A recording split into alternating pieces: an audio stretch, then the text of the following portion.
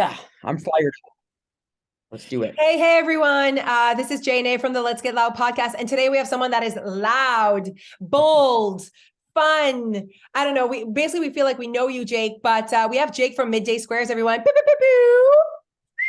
What about vicious? I like the idea of vicious. Vicious. Okay, tell us more. Why do you feel like you fit that word, vicious?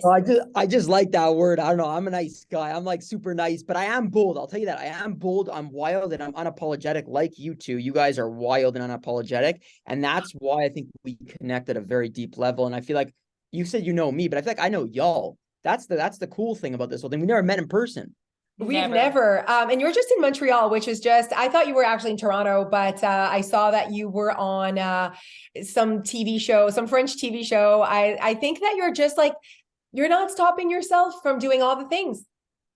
Yeah, I think in life, every time I see discomfort, and I learned this on the entrepreneurial run for the last 10 years, is I always try to step into those zones of discomfort because those zones are where you see where the actual magic of life happens. It could be good or bad, but it's never average. And that's why I never want to be average. I promised myself when I was in college that I got to stop being average. And that moment since then, I've always entered into really uncomfortable like situations. I mean, there's definitely, you guys are not average. All of you are actually just insane, like insane. So we invited Jake today because you know what, our podcast is called Let's Get Loud, and honestly, you guys, you're just listening to what we Alicia and I are just so excited to be talking to Jake. So you're just like basically creeping a conversation that we've always wanted to have with one of the co-founders of Midday Squares, honestly, because we've been following you guys. Oh yeah. Yeah. I remember I saw you guys. I don't know if it was on the internet or your product first. I don't know which one, drew me to you first, but I remember telling Jose, I was like, you need to see their story. Their founder story is incredible. Yeah. They're Canadian. They're crushing it.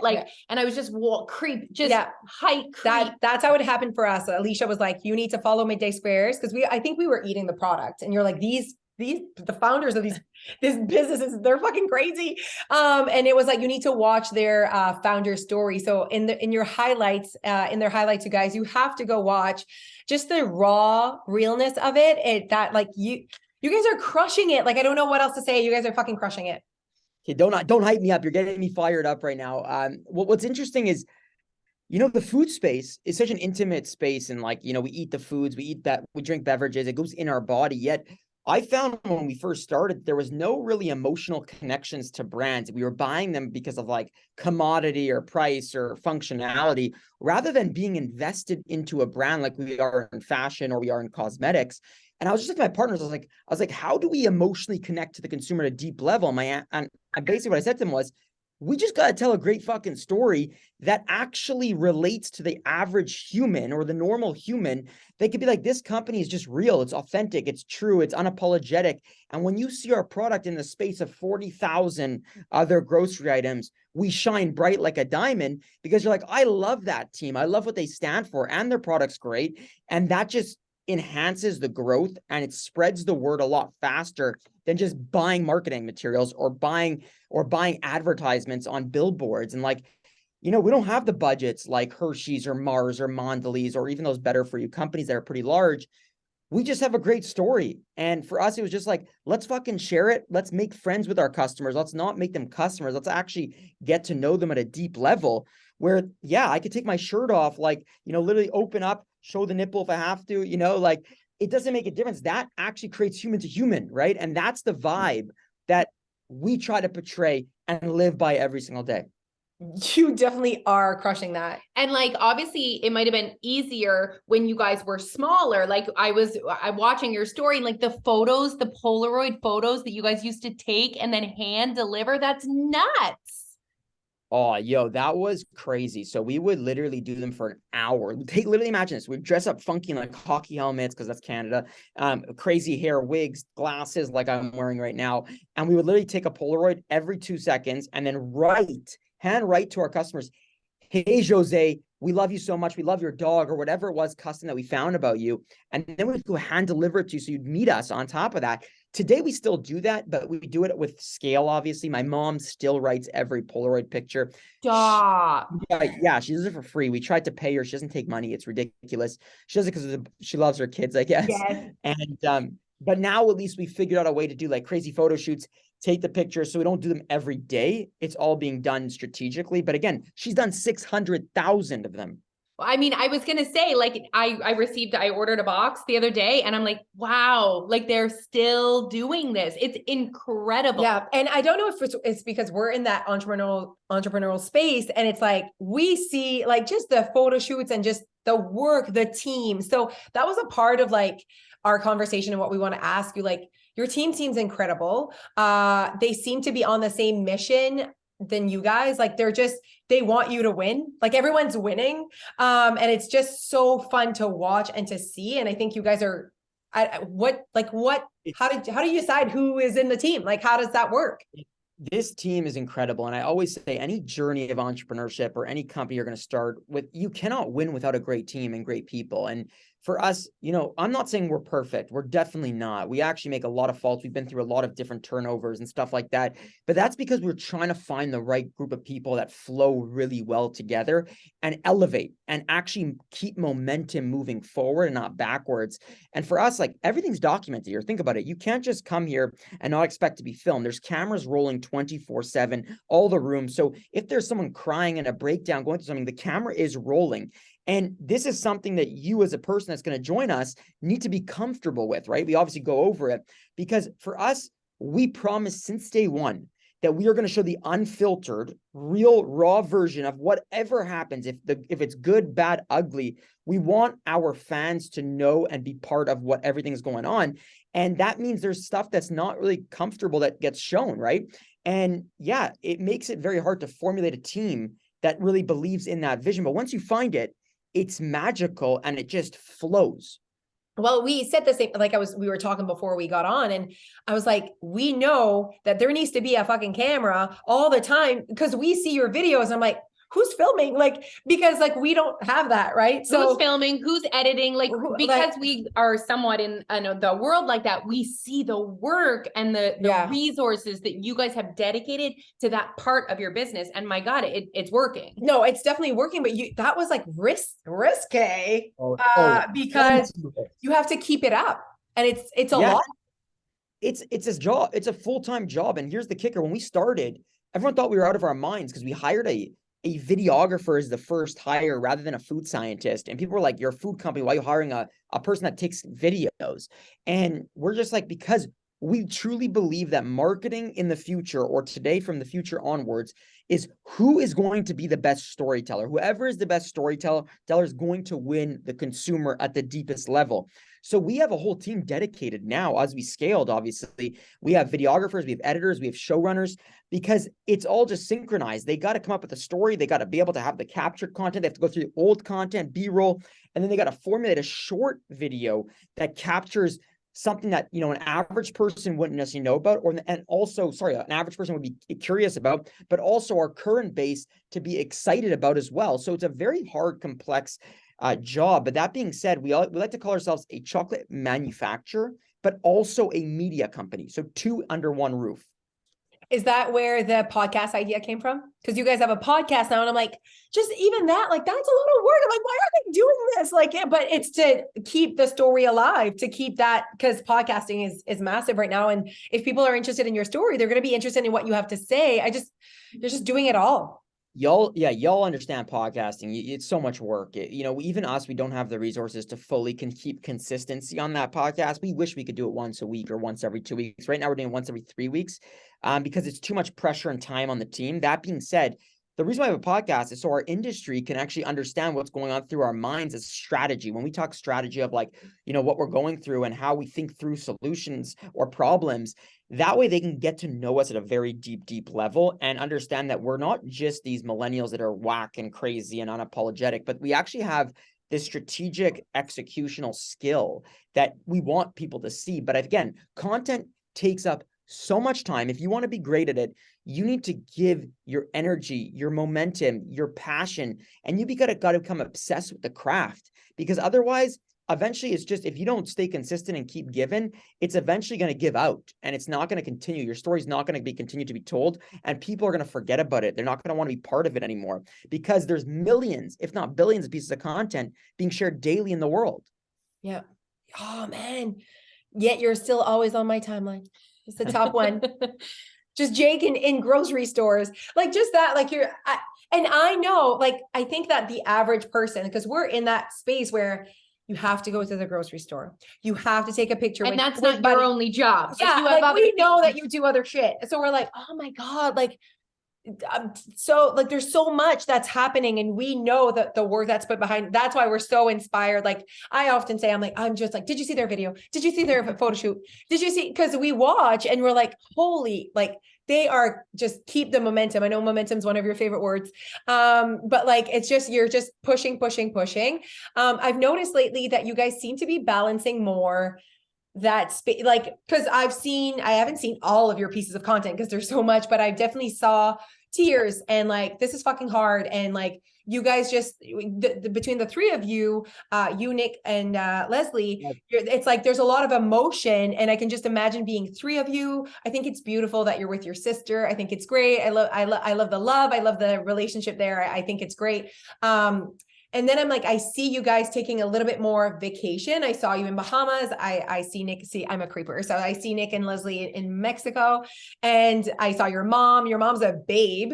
But I was just like, okay, they seem to be more balancing out their life right now, because it looked like you guys were told, if you want to do this, you need to like balance this out. Tell us a little bit more about that. Yeah, so very important. Burnout is a real thing. It's truly something dangerous, actually, because when you burn out, you might not even know that you're on the pace of burnout. And then when it comes. And when it hits you, it can hit you not for 2 days, not for 3 days, but 6 months, 8 months, a year. It could affect you permanently, because you could lose complete inspiration. You can lose your creativity, your energy to give to creativity, your love for what you're doing, because your mental drain is so drained that you have nothing left in the tank to give. So you've used everything in your body to give to something, and you never recharged it. You never replenished it. It's like a Tesla. If you're driving the Tesla, eventually it's going to go out of battery. And if you're in the middle of nowhere, what the hell do? You got to start walking. You're exhausted. It's not going to go anywhere. You can't push it, whatever it is. You need to recharge. So what we realize with our therapist, we see a therapist once or twice a week, mandatory, most of the time together, but also individually. And what we learned was that's like amazing. Like, because at the end of the day, you guys are in a relationship, the three of you, and a working relationship, personal, that takes work. And so obviously that's incredible. You guys are prioritizing. Yeah. I had seen that and I was like, man, like that's time. And you need to prioritize that. And people don't even do that in their own lives. Like you guys are great. Okay, keep going. Yeah, therapy has been the savior, and the only reason why we're here today is because we're also family, right? So we didn't go into business because we're family. We complement each other's skill set, but the idea was we want to remain family after this or during this journey. Otherwise, it wasn't worth it. So that gives us a safe zone to have very hard conversations, to go through emotions, work through things, solve problems. And I think that's the savior. We spend 50 to 100K a year now as a company on therapy, because it's that important as an investment. That being said, the vacations. So we originally didn't take any vacations. And then we realized that if we don't, we're inching very, very close, thin edge to that burnout, which any single step forward will burn out, and we could be in trouble as a business because it will hurt the entity. So what we decided to do is take four every quarter. We take, every 3 months, we take a small vacation. It doesn't have to be out of town. It'd be it's just 5 days of doing absolutely nothing, or it could be going to Mexico, Bahamas, wherever it is. And the idea is we just need to replenish, recharge, and gain back from our exhaustion. Because when you're building something that, is almost, the odds are stacked really against you, the odds are almost impossible to win. You're really pushing your limits every day, 150%. You're exhausting your resources, right? So you need to give it some time to recuperate. Your body is a temple, but it also needs its fuel and its recharge to actually function properly. And like, I wrote this in my notes. I'm like, we were talking before, and I'm like, they seem to have no limits. And like, because even us as a business, we're like often talking about our limits. And like, it seems like you guys are just always pushing. And it's like so inspiring, honestly. I'm like, man, see, they just go. And if they fail, they fail, but like, they like learn from their failure, and then they just keep pushing after that. But that is emotionally exhausting. So you're not just like physically pushing working a lot. Yeah, You're physically working, emotionally, you give so invested much. so much. Like, we know how emotionally investing it is, or exhausting, to be on social media all the time. Like, that is it's emotion. And my whole job is to build the network of the brand, right? So the people we get to meet, I got to make friends with everybody and then bring them to the entity at some point, right? So it's like, whether that be a retailer, a journalist, a media, legal, financing, I'm consistently going to perform authentically, but with my full amount of energy to these individuals, whether that be through digital, through content creation, or physically showing up. Like, I go on these milk runs every week and a half where I go to a new city and I go meet all the people I networked with, and we try to make magic happen, build friendship, and see where it goes from there. But it's a lot of energy. It's work. It's physically demanding, and it's mentally demanding, because it's emotionally draining to be living in a hotel all the time, sleeping badly, nutritionally sometimes not getting the best nutrition, and always having to perform at your highest level. That being said, like, you're always always on. And our mentality here is we are willing to die on the hill, is what we say. And what I mean by that is, the only way this thing doesn't work is if you drag us off. And that would mean that we had succeeded. And what I mean by succeeded is just means that we know that we gave it everything we got, and that if it doesn't work, it's okay. But if it works, great. The only thing is that we're trying to protect now is, we're okay to die on the hill, but we don't want to die on the hill completely burnt out where we can't function after. Okay. Yeah. It's so that part as well, where I see that you're doing like you're like keynote speakers at like colleges, and like, you know what I mean? Like, you're doing tons of things that are like not related to like a chocolate company. And like, that's where I see now that you're doing that to connect with people, to whatever, because at the end of the day, how are these people going to support Jake, or support, like, they support Midday Squares? Like, they know about Midday Squares through your passion. You're also obviously a great speaker, like, clearly. So they need, like, you can own, and we often say that, right? Because we also have a weight loss business, but we're great speakers as well. And so we get hired to like speak at things and whatever. And I'm like, that's not always the case, that businesses also are good speakers, that the owners of the business are also good speakers and have a message and a mission. And you're that person in Midday Squares. Yeah, y'all are rock stars, and I respect everything y'all do, and the effort, the energy y'all put in. It's inspiring. I think the keynotes and all that stuff, like the radio stuff, the TV, the all the jam, the awards, all that conference stuff is super important. I treat it as if we're running for election, like a political election, and basically we got to get elected as the prime minister, the president, whatever you want to call it. And what that does is it creates this energy where we are going to energize people, get them fired up, get them to believe in, be a fan of, want to vote for. And how they vote is, you're right, they either go to the store and buy the Midday Square, or if they don't buy it, they go and tell everybody about our brand. Yeah. So that's why I always say, build fans or voters, not customers. Customers might just come once and that's it, suivant on next. But if you have fans, they will stay with you, hopefully, for a very, very long time, as long as you keep giving them the added value that is authentically to you, authentic to who you are. I mean, we connect so good. Yeah, we needed this talk. We did. We connect to that. Like, everything that you say, it really connects to us, because you're so right. And sometimes people will be like, we're not going to join your program, but we fucking love you. How can we support you? And I'm like, tell other people about us. Like, to share our podcast, tell people that you met us, that you liked us, that you came to our show, that you like, they don't need to become customers. As you said, we just need more people to know we exist. That is a big part of what we want. So we're really inspired by, and you guys fucking go loud. Like, you go loud. Oh, yeah. Build out loud. Why not? I like, were you ever afraid? Yeah. Like, yes. Yeah.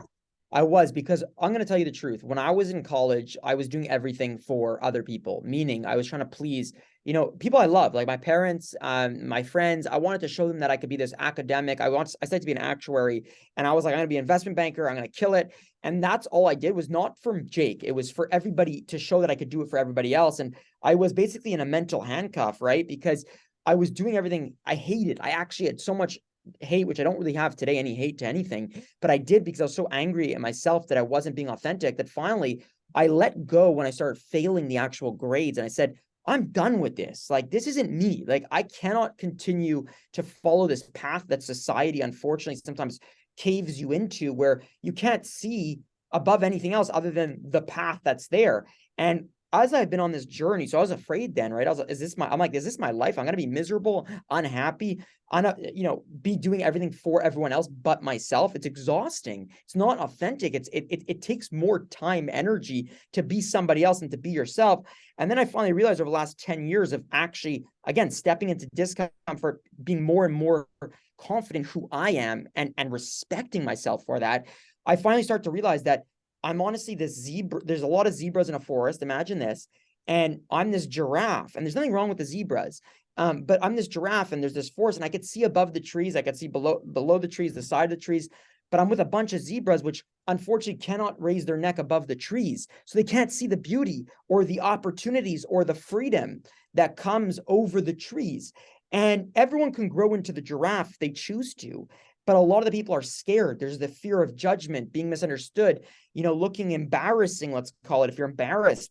And that's what blocks people from their optimal self or becoming their actual superpower, which is them just being themselves. Yeah. And finally, today, that's my vision. My purpose is 3 things. Go spread a good energy in the world. Second thing is make people feel something deeply inside, whether I'm doing business with them or becoming friends with them or both. And the third thing, most importantly, is to show that you can win at doing anything you want in life by just being you. And hopefully I could build $1 billion chocolate business while remaining unapologetic, taking my shirt off whenever I want, saying fuck if I want to say fuck, and dancing my way to the top. But that way I can inspire the next generation to not necessarily follow the golden handcuff path of just keeping you in a line, a herd. I always say this, like, I feel like there's so many ways to make money. And I'm like, the like university, whatever, like, I'm not saying we were actually high school teachers before we like launched and fully became who we are today. But like, so we believe in education, guys. But it's just it's the whole point of like, you can make money in so many different ways now. It's not like our generation. I don't know. I feel like you're younger than we are, but like, it's not like when we were in high school or whatever, like now the kids, like, you can do whatever you want and make money. Like, I truly believe that, like, your career path can be whatever you want it to be, but the only way you survive that or that thought process is to be yourself. If you keep following society's wants and society's whatever, like, you're not going to thrive earning money that way. You have no chance. You have zero chance if you're not yourself. And, by the way, I actually like the education system. I went high school, CEGEP, college. I just think there needs to be some tweaks to inspiring creativity and being more yourself. Learning how to network, for example, is a big one. And I just think you're right. The moment you start to be yourself is the moment, and it's not going to happen overnight, but if the moment you start doing that, you're going to start to see a small little wins. And again, you said momentum before. How momentum works is small wins compound eventually exponentially into something really massive over time. So winning those small wins just by being yourself for 1 extra minute of the day or 5 extra minutes, that's a win. That's a win. Yeah. Oh, it's so amazing because like how we teach people to lose weight, not that it's about us, but is literally through authenticity. Yeah, like we are like, way. You need to be authentic to yourself. And you know how difficult that is for some people? They're just focused on what they should do, what they should be eating, what they think society thinks they should do, what they should weigh. And we're like, let all of that shit go, figure out your own values for you and start creating your life that way. And so often people come to us looking for weight loss, but I think they're really looking for happiness. And and I'm telling you that the happiness is coming through authenticity. Yeah. Like you probably are so happy because you're you. Yeah. And I like when I am fully myself, I feel good. I feel like in this flow state, which is, I feel like I'm unstoppable. But then, you get these highs and those are dangerous because then you hit the lows and lows. And if you don't balance that properly, those emotional mental swings are way too crazy and wacky that I've been at times very depressed during this journey. I've been, times very lonely, depressed, and I speak to so many people, thousands of people, but I felt alone because people don't understand me necessarily. But then when I find my peeps, I then get juiced up, elevated, and I get fired up. But it's hard to find those people that can relate, that could be there and say, this makes sense, blah, blah, blah. So, building your ecosystem is extremely important, where people aren't pulling you down or taking you down. They're more just pushing you upwards while you also are pushing them up. And I think that that's the benefit of a real friendship. Yes.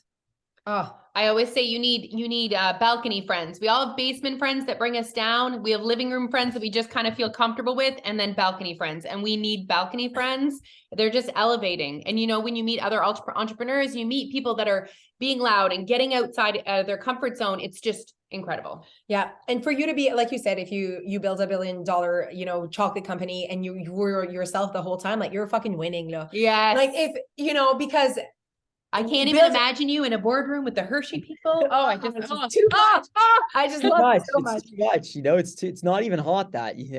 Oh my gosh. Okay. So during your podcast, you just talk about because obviously we would love for people to listen to your podcast. So, and buy your product. I mean, we share your products all the time on our social media. So our people know who you are for sure.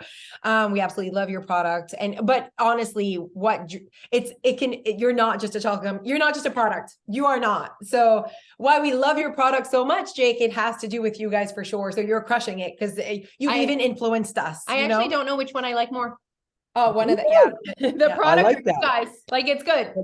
That's the future of any successful business, what service or product is you need to have the story aspect and you need to have the product aspect. Because you just have one, it won't work because today, again, everyone's on their phones for entertainment. They're sitting there to learn or entertain. So if you're not doing any of those two, you're finished.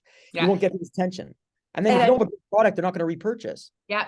You're right. Because now they're being reminded of how awesome you are. They're like, I want to keep buying this product. I also think about all the TV shows and all the interviews you got and whatever, when they introduce you guys, it's always like this company's, doing things out of the box. This company is whatever. Cause like you said, there are bajillions amounts of products they could be talking about. They're not necessarily talking about Midday Squares. They're talking about your approach. So that's why you're killing it. That's why they want to talk to you. You have a story.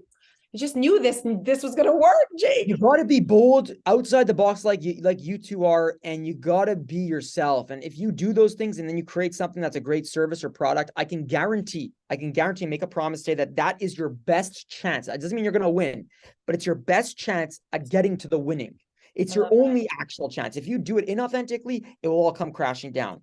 And I love that you're not hiding the fact that what you're trying to accomplish is next level. It's next level. It's not just oh, we're trying to make a good living here. It's literally I'm trying to take over the world. That's how I feel when I watch you guys. And I'm they seem like they know, even if they're the little, you guys just started in your apartment, in Leslie's apartment. And this is insane. You guys crushed it. J'aime quand tu parles français. Allez-y, allons-y. Allez, frappe-moi, dis-moi, on y va.